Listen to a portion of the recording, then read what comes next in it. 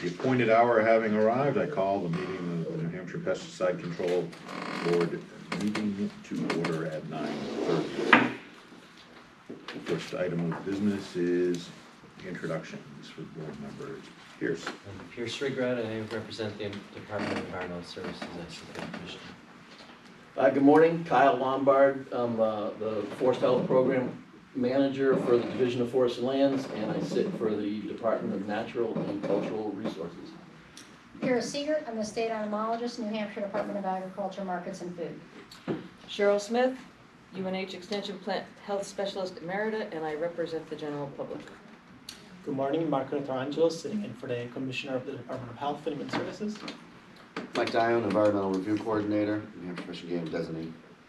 David Rousseau, Director, New Hampshire Division of Pesticide Control. Sean Jasper, Commissioner of the Department of Agriculture, Markets and Food, sitting as Chairman of the Board, and I would ask other state employees to introduce themselves, please. Matthew Wozniak, Division of Pesticide Control. Denise Gagnon, Division of Pesticide Control. Sarah Conley, Division of Pesticide Control. All right, thank you.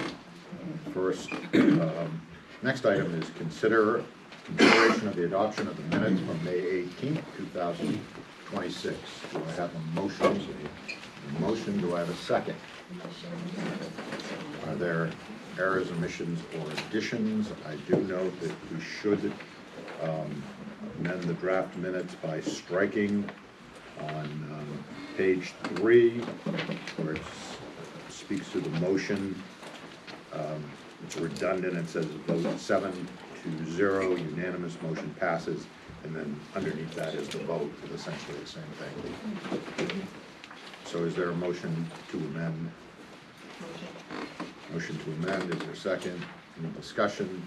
Not all those in favor of the amendment signify so by saying aye. Aye. Those opposed? The ayes have it. The amendment is adopted. We're now on the main motion to approve the minutes. Is there any further discussion? Seeing none, all those in favor signify so by saying aye. Aye. Those opposed, nay. One abstaining because it wasn't me. All right. There's a motion passes with one abstention. Next item is rulemaking update, and I will turn that over to Director Russo. Thank you, Commissioner. Good morning, Board. Thank you for being here today. So you have hopefully a copy of the division's suggested recommended rules, and I'm going to pass out another version with some highlights on it that identifies some changes, and we'll go through each one. How we doing?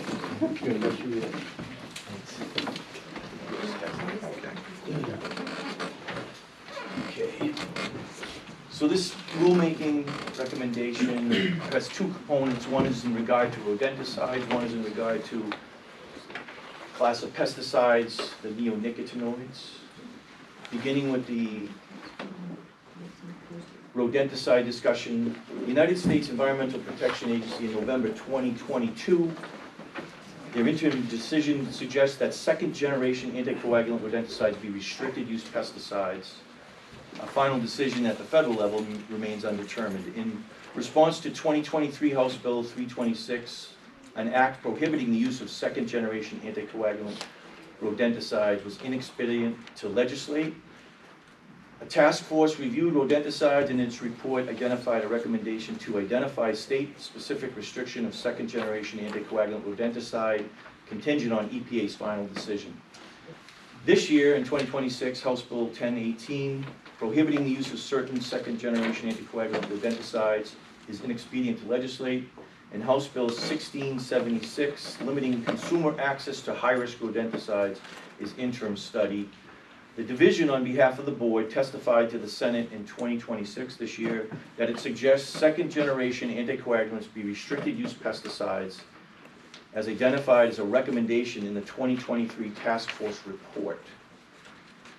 The rulemaking recommendation adds the second-generation anticoagulants, bromadiolone, difenaculum, and diphthialone to PES 70106, which is the restricted use materials list, for all use concentration affected, and revises the use concentration affected from all above 0.05% to all for brotafacuum.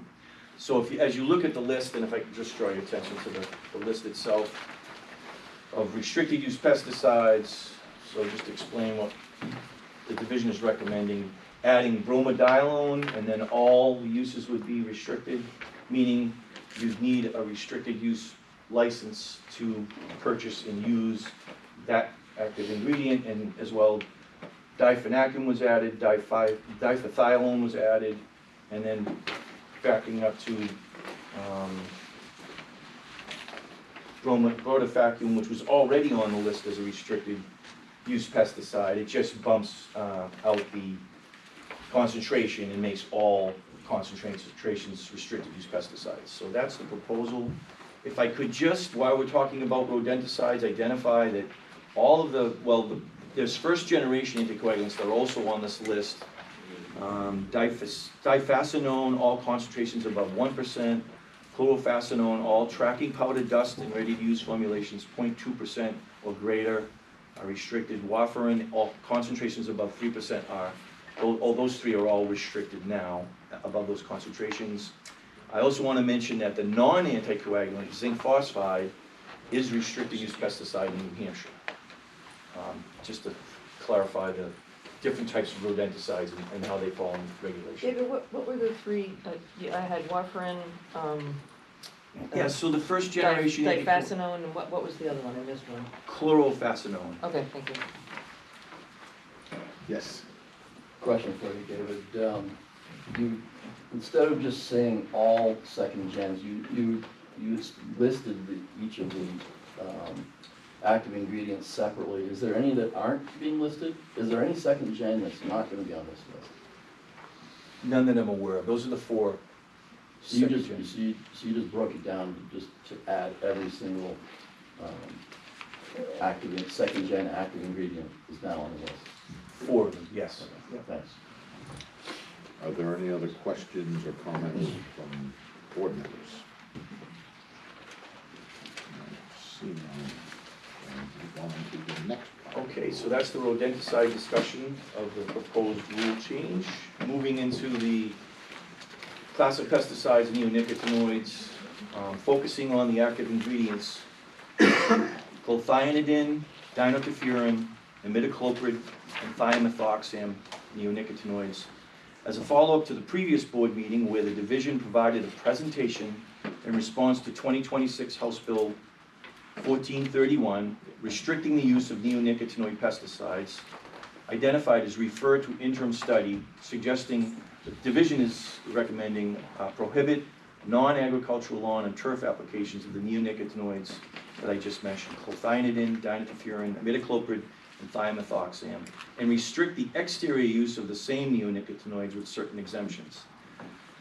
The turf prohibition justification included the United States Environmental Protection Agency's proposal of use deletion for residential spray applications of imidacloprid to turf, and actions by 2 other states to ban turf use of those 4 active ingredients. The restricted use pesticide classification justification included a review of 12 states where certain states moved ahead with reclassifying certain exterior uses as restricted and noting EPA's proposal that a recommendation by EPA that advised homeowners not to use neonicotinoid products, meaning outdoor uses such as turf and ornamentals. So the proposal before you today is to revise PES 700 by prohibiting turf use, restricting outdoor uses, and providing exemptions. And we'll need to go through each one of those if the board wants to move ahead.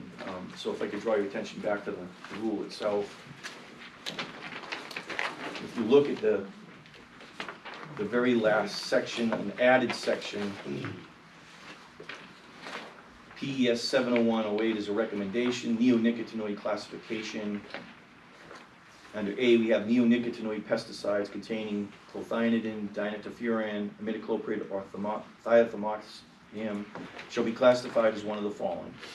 Prohibited use on outdoor turf or lawn with the exception of suppression of pests judgment pursuant to RSA 432. And that's a a justification allowance for the commissioner and the state entomologist if there were a pest threat to identify that use was justified if there was an emergency type situation. So that's prohibition and turf, and then moving along, number 2, we have restricted for use outdoors to individual issued a current registration certificate, meaning you'd need a pesticide license to purchase and use for outdoor ornamentals, trees, shrubs. And the exemptions include general use pesticides for indoors, products used for pet and veterinary care, for preventing, destroying, repelling, or mitigating fleas, mites, ticks, or other insects or organisms. Products used in accordance with the label for controlling wood destroying and structural pests, wood preservation, or foundation or limited exterior treatments applied directly to a structure's foundation, or limited exterior perimeter applications confined to within 5 feet of the building foundation perimeter when performed by a certified applicator. And lastly, also that suppression of pests pursuant to RSA 432. The third part of the recommendation is to identify general use of the following, unless restricted otherwise by the United States Environmental Protection Agency, and that's products where the labels are for indoor use only, pet and veterinary care products used for preventing, destroying, repelling, or mitigating fleas, mites, ticks, heartworms, or other insects or organisms, products intended for the treatment of lice and bed bugs or personal care, products labeled intended solely for aquarium use or contained aquatic systems to control aquatic pests, and products used on plants grown in enclosed greenhouses. And that's the division's recommendation. Are there questions or comments from the board? Seeing none, I want to explain to the audience that leading up to here, I've been allowing comment because we've been formulating the proposed rule, and we wanted to hear. Moving forward, if the board moves forward with this today, this will begin the rule-making process. And there will be public comment. We'll put notification on our site under pesticides as to when the rulemaking process opens, but you can also go to the state's rulemaking site. Public comment will be allowed there as we move forward. What is required is for us to have a hearing on the proposed rule, so everybody will have the opportunity to look at it, to make comment prior, and then we move forward from there. If things go as we would hope they were, that hearing could be held at the board's next meeting in November. If everything does not line up, and it's a rather tight schedule with the rulemaking process, we would likely be in January before there would be a public hearing on it. But I think we would all like to be done with this as soon as possible. And so before I ask for a motion on the part of the... I actually have a question. Okay. It just took me a minute to get to All the right. question, I'm sorry. That's all right. I didn't go through the process correctly. We don't have anything in here about invasive species management. Is that the idea that there would be a declaration on behalf of Sean and myself that there would need to be a suppression of pests due to an emergency in order to use for invasive species management in the ponds? Yeah, so two-part response. One, an individual with a license could use a product to deal with the invasives. Otherwise, it would have to fall under an emergency type exemption. That's my question. All right. Are there any other questions or comments? I have one additional Sure. question. Just for clarification, obviously the RSA 430.2 is mentioned under section 1. Does it need to be mentioned under section 2, subsection 4 as an exemption? It is under this. Right. And does it have to be in both Right, places? so it's in both places. Right. Oh, you're saying it doesn't have to be in both Right, places? is there, I was thinking the same thing.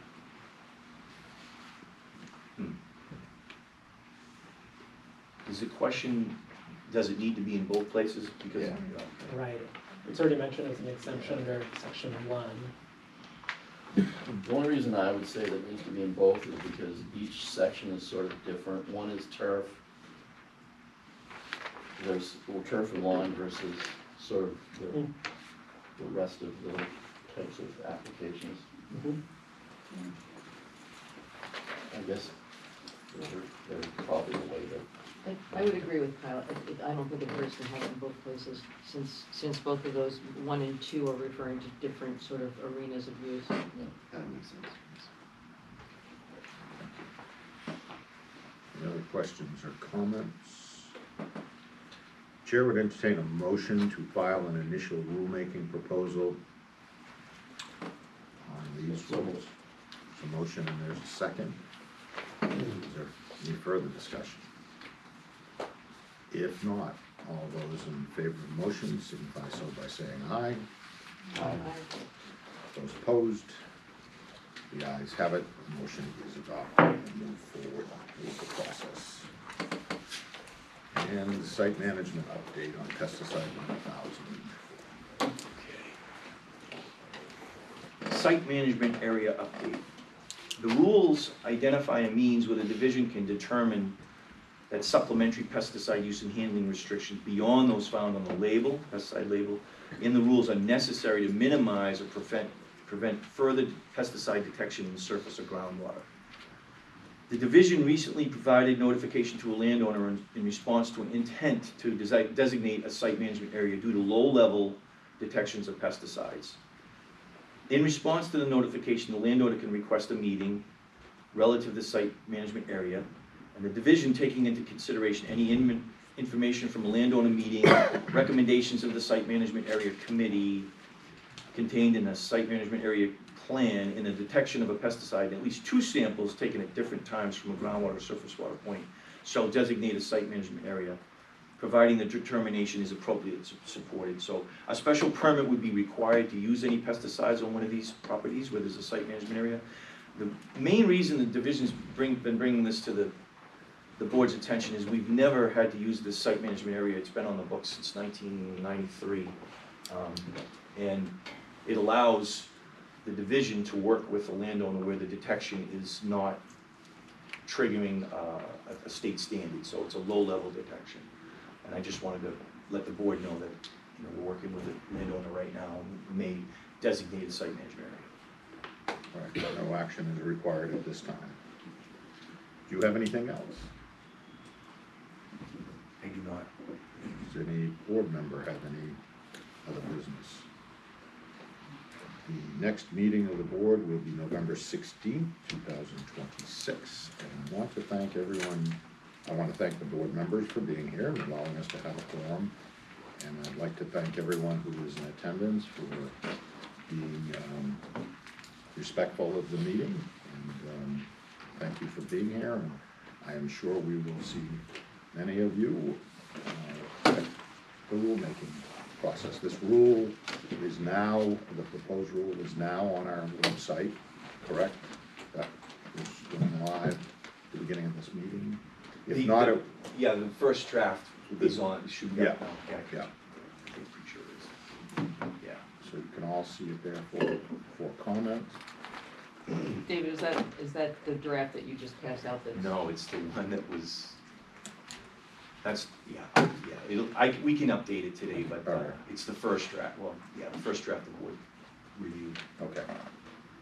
So this one will be updated. We can do that, it's easy enough, yeah. All right.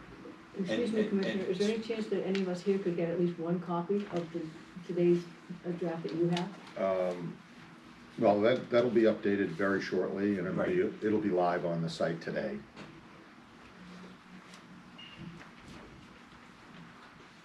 Sorry.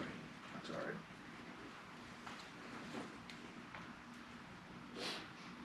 Anything else with you? I'm good, I was just gonna check and make sure it's updated, I'm pretty sure it's. All right, well, we'll make sure that by the end of the day, the corrected version is on our website, and that be able to go onto the tab under pesticides, correct? Under the pesticide control Control board, board. there'll be rulemaking, and it's, the department has a rulemaking section all out. All right. So my thing's not that fast this morning.